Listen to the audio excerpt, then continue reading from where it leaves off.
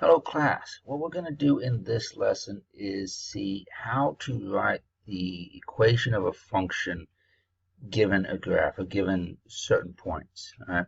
Now in these examples we will be given the x-intercepts of the function. And so that makes it really easy.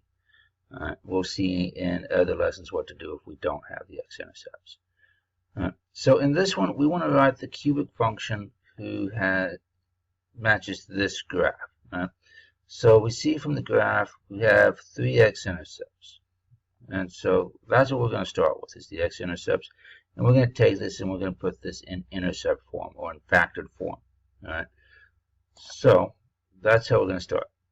F of x equals a times our first factor, x plus 4, that is minus negative 4, then x minus our intercept of 1, and x minus our intercept of 3. Okay, now this is great and this gives us all of our x-intercepts, but we need to know about this a value, right? What kind of stretch or shrink did we have? And the way we do this is the same thing that we did with quadratics.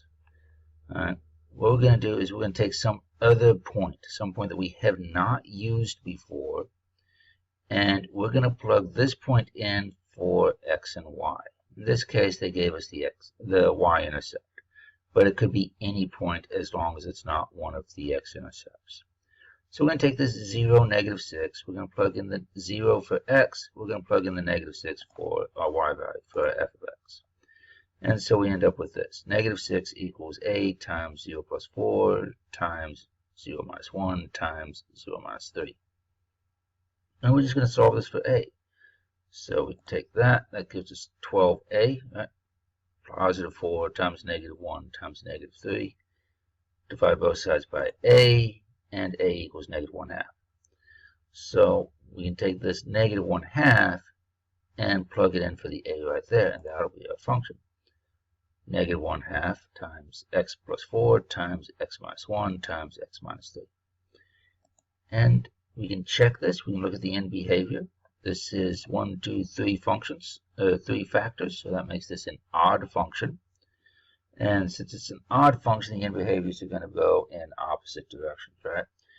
And it's a negative, which means that the positive side of the graph, the right side of the graph, needs to be going down, right?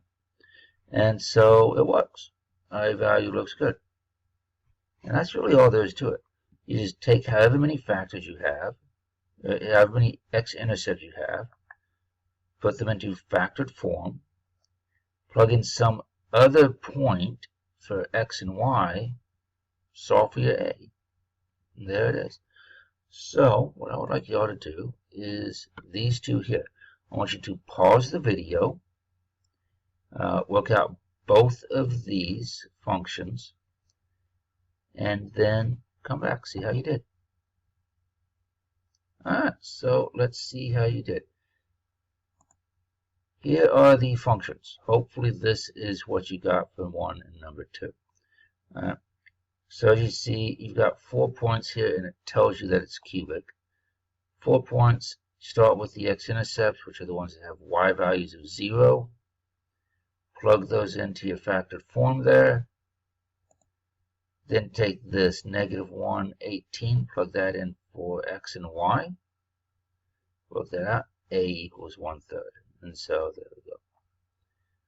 Over here with this one, again, you take your 3 x-intercepts, put those in factored form, plug in this other point that we didn't use already for your x value and your y values, solve for a, take your a, plug it back in. All right. Now, these were all cubic functions. It works exactly the same for quartic functions or quintic or quadratic or whatever. All right. Just take your x-intercepts, put them into factored form of this x minus whatever the intercept is, and then plug in some other point for a, for x and y, solve for a. One thing that you do need to be careful of, if one of your x-intercepts is a vertex, then it's getting repeated, and so you'll have that factor showing up twice. But other than that, it's all the same. And so that's it. That's really not very difficult. Not a whole lot to it. Hopefully this helped, and I will see you next time.